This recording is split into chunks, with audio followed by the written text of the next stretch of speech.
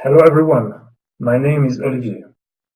I am Product Innovation Manager for Curamik Substrates and Coolers at Rogers Power Electronics Solutions.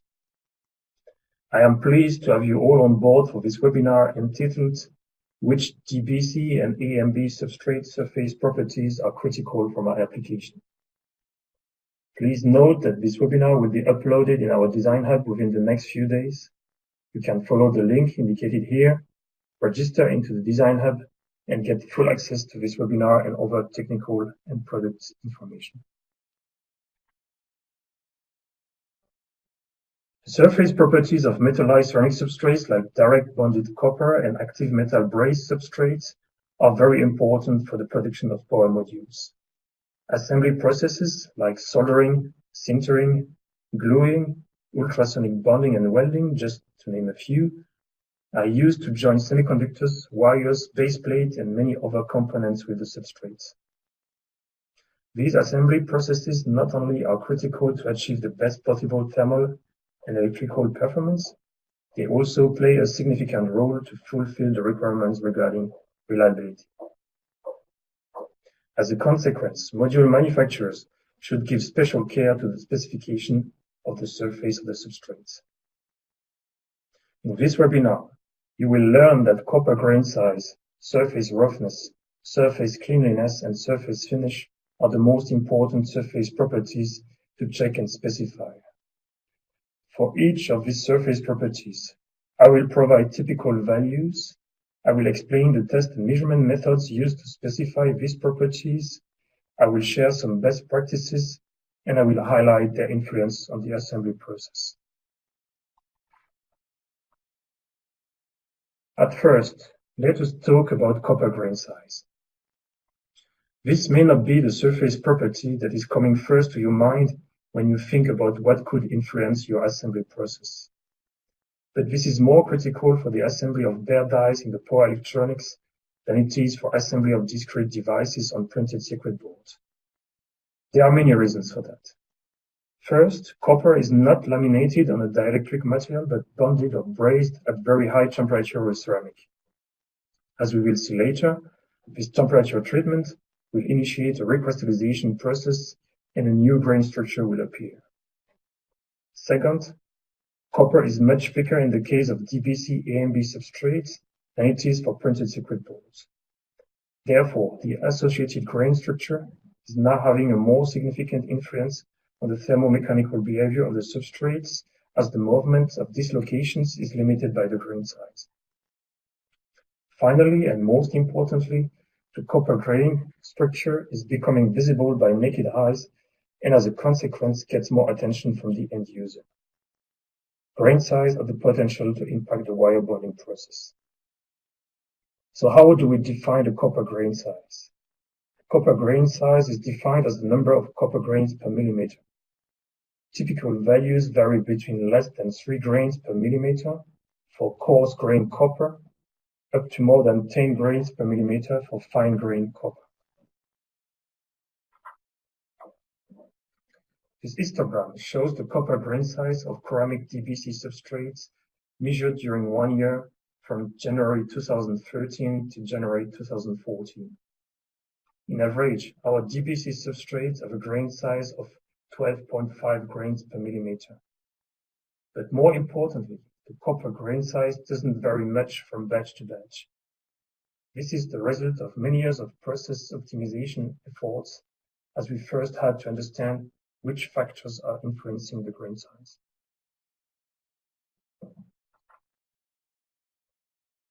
The copper grain size of metallized ceramic substrates depends on the initial grain size and quality of the raw copper material on one hand, and on the bonding or brazing process on the other hand.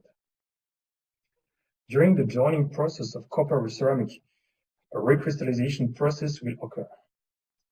Recrystallization is a process by which initial grains deformed during the production process of copper cores are replaced by a new set of grains that nucleate and grow until the original grains have been entirely consumed.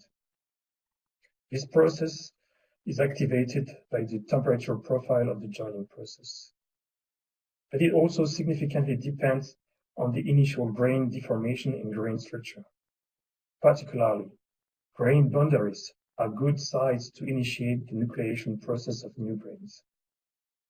Since an increase in grain size results in fewer boundaries, this results in a decrease in the nucleation rate. Besides, even though we are using high-purity copper material for the production of DBC and AMB substrates, some few particles other than copper are included in the raw material. Those particles have a significant impact on the final copper grain size. Depending on their size and distribution, such particles may act to either encourage or retard the growth of the copper grains during the recrystallization process. A long and stable relationship with raw material suppliers was a key element to finally agree on a raw material specification that provides the required and consistent copper grain size for finished substrates. As we have seen before, the copper grain size of metallized ceramic substrates depends on both the raw copper material and the joining process. Therefore, the measurement of the copper grain size of the raw material during incoming inspection does not really make sense. Instead, copper sheets are stamped in the copper coils, then joined with ceramic and etched on the surface in order to count the number of grains along imaginary lines. An average value is calculated from 5 lines in the length and 5 lines in the perpendicular direction. Those values are plotted and controlled in a way that any significant deviation would be easily detected and reported to our suppliers. The copper grain size of metallized ceramic substrates has a significant importance when it comes to manufacturing processes for pour modules. We already mentioned before the influence on the thermomechanical behavior. Given enough stress and thermal energy, dislocations will easily move throughout the crystalline grains. However, grain boundaries stop dislocations. As a consequence, fine-grained copper, which exhibit more grain boundaries, will experience less deformation during thermal cycling, meaning that ceramic will have to absorb more stress compared with the case with coarse-grained copper. This is the reason why substrates with coarse-grained copper tend to have a longer lifetime when exposed to temperature cycles. Another example is optical reflection. During module production, light is projected on the surface of the substrate for various purposes like positioning accuracy or automated defect detection. This light is reflected by the surface, captured by the camera, and ultimately contrast differences are analyzed and interpreted before information is sent to the equipment to take action. Undesired variation of contrast may lead to undesired action or can simply stop the process. One possible reason for a variation in light reflection is the copper grain structure. Fine-grained copper has diffuse reflection property. This means that there is equal luminance when viewed from all directions, and we end up with an homogeneous picture irrespective of the number and orientation of grains. Coarse-grained copper has specular reflection.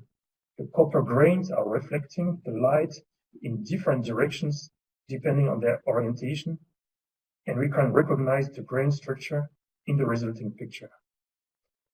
This may lead to errors while interpreting contrast differences, but this can be addressed with appropriate machine settings. Variations of copper grain size within a batch or from batch to batch cause much more problems as the machine settings cannot be changed individually for mass production.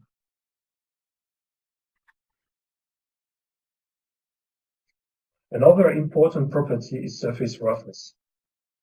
Surface roughness is a measure of the texture of the surface. It is quantified by the vertical deviation of a real surface from its ideal form. If these deviations are large, the surface is rough. If they are small, the surface is smooth. The shape and size of irregularities on the surface of the substrates have a major impact on the quality and performance of the substrate. Therefore, the measurement of surface roughness is necessary to maintain high product performance. To obtain the surface characteristic, almost all measurements are subject to filtering. It is one of the most important topics when it comes to specifying and controlling surface attributes such as roughness and waviness. Roughness is typically considered to be the high-frequency, short wavelength component of a measured surface. Waviness is the widely spaced component of the surface texture. Waviness is the measure of surface irregularities with a spacing greater than that of surface roughness. The roughness value can either be calculated along an arbitrary straight line or over an arbitrary rectangular shape. The linear profile roughness parameter are more common, but the area roughness parameter gives more significant values. The surface is seen as it really is, giving a more accurate indication of the state of the surface. Profilometer is the most common surface measurement technique. The advantages are that it is a cheap measurement and has higher lateral resolution than optical techniques, depending on the stylus tip radius chosen. However, the disadvantages are that the stylus tip has to be in physical contact with the surface, which may alter both the surface and stylus and cause contamination. In some cases, the physics of the measuring instrument may have a large effect on the measurement result. This is especially true when measuring very smooth surfaces. For contact measurements, most obvious problem is that the stylus may scratch the measured surface. Another problem is that the stylus may be too blunt to reach the bottom of deep valleys, and it may round the tips of sharp peaks. In this case, the probe is a physical filter that limits the accuracy of the instrument. There are many different roughness parameters in use, but RA is by far the most common, so this is not for historical merit, but for particular merit, as the earlier roughness methods could only measure RA. RA is the arithmetic mean roughness for months of all profile values. However, RA doesn't differentiate between peaks and valleys, and are therefore a relatively weak information character. So RA by itself is not enough. Therefore, we very often use another common parameter, RZ. RZ is the mean value of the 5 peak to valley heights within the evaluated length. This histogram shows the roughness data for RZ based on 50 measurement results with standard DBC substrates. Generally speaking, our standard DBC substrates are specified with RZ lower than 16 micrometer. Data are showing that the values are actually in the range between 7 and 12 micrometers, so that we can achieve a good process capability with 16 mean as the upper specification limit.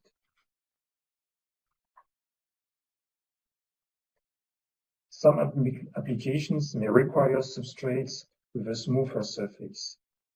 Therefore, we offer our substrates with 3 types of surface roughness. Standard substrates without any additional surface treatment, and substrates with either an additional chemical treatment or an additional mechanical treatment. By chemical treatment, we mean slightly etching the copper top surface just after the bonding process. And by mechanical treatment, we mean surface grinding, which can be applied on either only one side or both sides of the substrates. Standard roughness is suitable for traditional wire bonding and soldering processes, while chemical or mechanical treatments offer lower roughness for advanced bonding and joining technologies. Thick aluminum wires are widely used for power electronics applications. A standard surface roughness is suitable for such thick wires with diameter larger than 100 microns. However, there are more and more applications for which thinner wires and other wire materials like gold and copper are necessary. As a general rule of thumb, standard surface roughness may not be sufficient for wires with diameter lower than 75 micrometers. An additional chemical or mechanical surface treatment may be necessary to achieve a good wire bonding. However, such a smooth surface may impact other processes like screen printing or solder mask. Also, in the case of silver sintering under pressure and with thin bond lines, a smoother surface may be preferred to standard surfaces.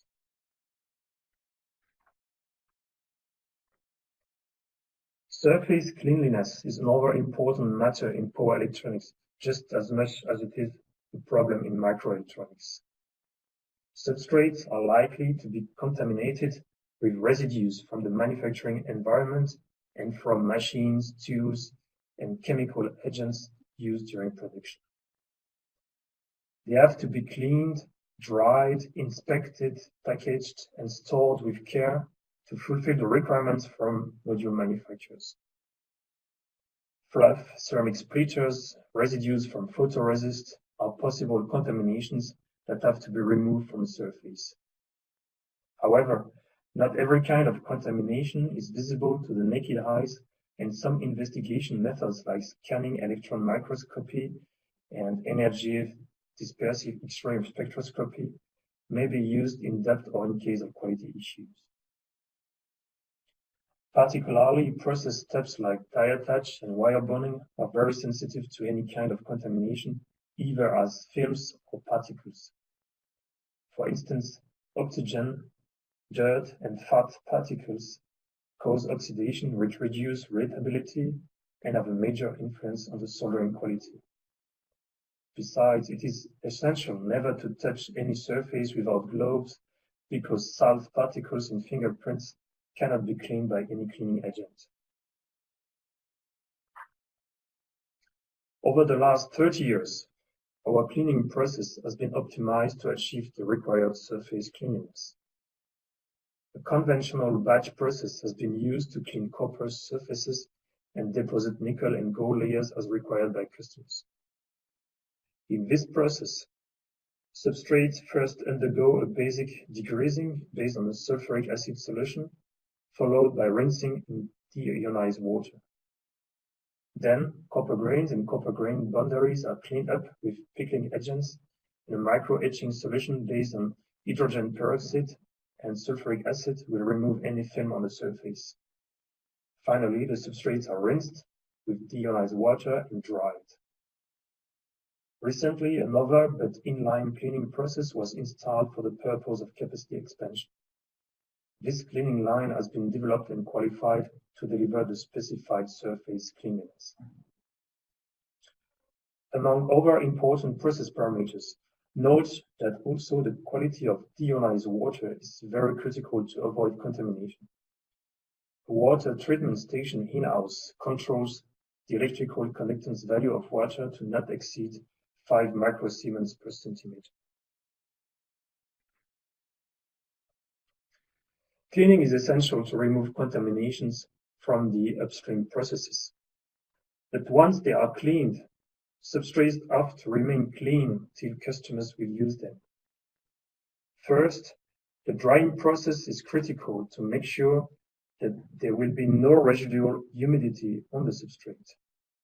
The air blow-off process uses compressed high-velocity air to knock the water droplets off the surface rather than dry the water off the surface. Hair knives provide a laminar flow to remove any water spots from the surface.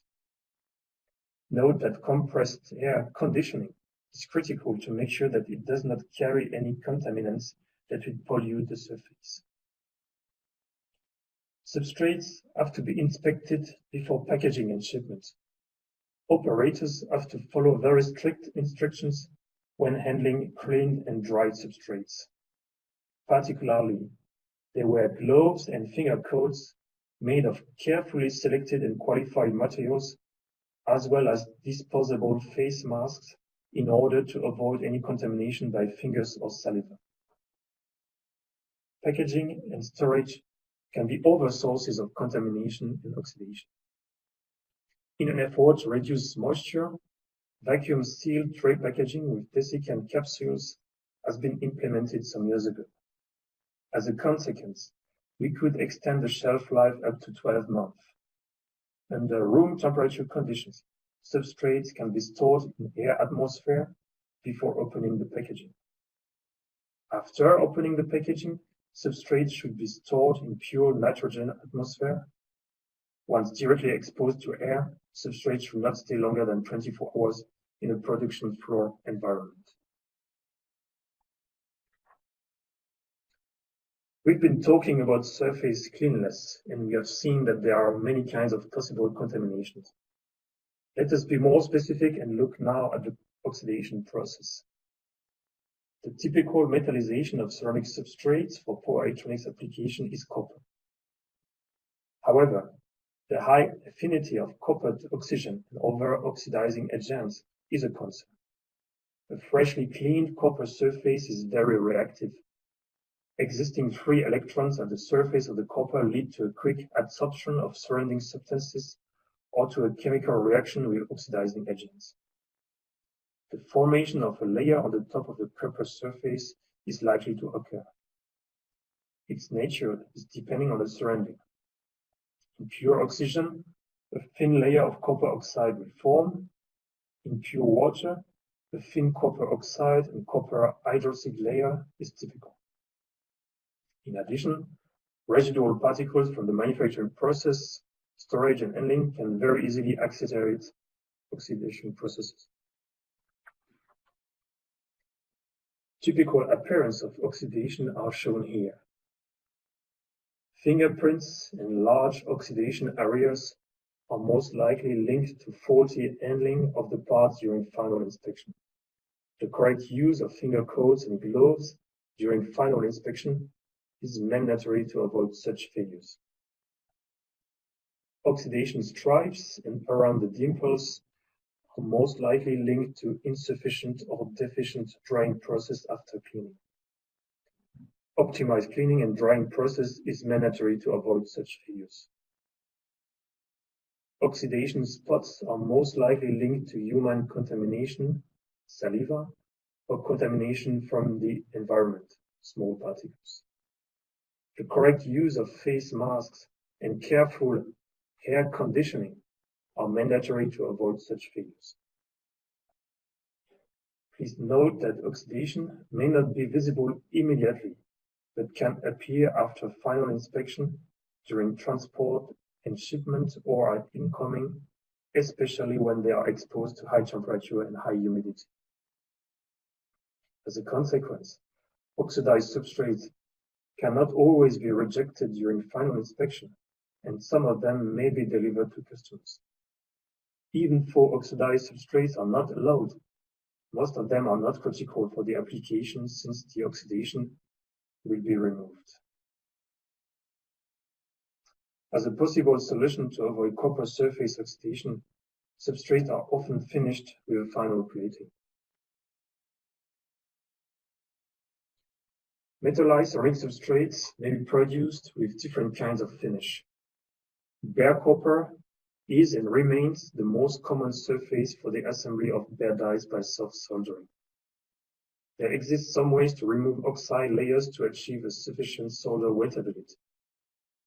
Bare copper surface can be activated either with flux, formic acid, formic gas, or pure hydrogen. Nickel plating is sometimes the preferred option, mainly for cosmetic reasons, in order to avoid copper oxidation, especially when the backside of the substrate is not soldered on the base plate, but exposed to the ambient atmosphere. Gold plating is required to either enable thin gold wire bonding or to enhance the electrical performance of spring contacts.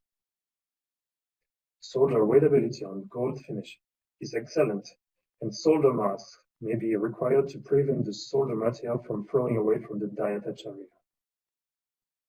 Note that all processes are in-house wet chemical depositions as opposed to electrolytic processes. The requirements for the finish are evolving with the emergence of new semiconductor devices and of new packaging technologies.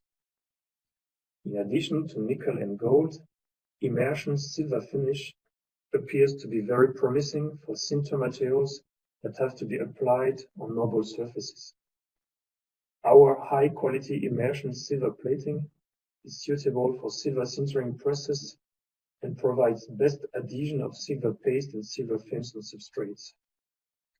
The quality of this silver finish is critical to achieve the best possible reliability of silver sinter joints. A full or selective coverage of the metallized surface by the finish may be considered depending on the packaging concept chosen by the power module manufacturers.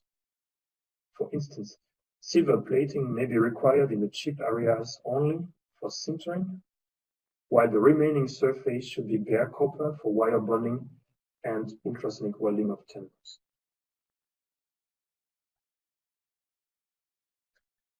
We have seen that the surface properties of metallized ceramic substrates can have a significant influence on the manufacturing process of power modules.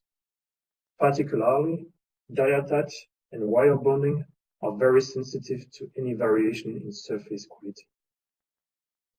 To conclude, I would like to mention some ways to assess the quality of surfaces. In order to check the wettability of a surface, one can measure the surface tension by means of a test ink. The wetting angle gives a good indication about the cleanliness and suitability of the surface for the subsequent processes.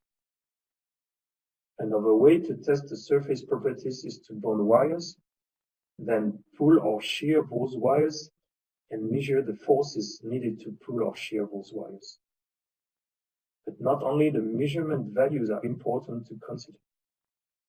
For instance, the degree of deformation of the wires, as well as the aluminum residues on the surface of the substrates after shear test, provide some important information that have to be considered with the measurement results to make a more accurate assessment.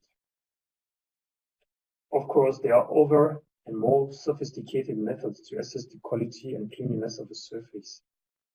However, such methods may only be necessary for the most demanding applications with very high requirements regarding surface properties, or for the purpose of root cause investigations in the case of recurring or systematic quality issues.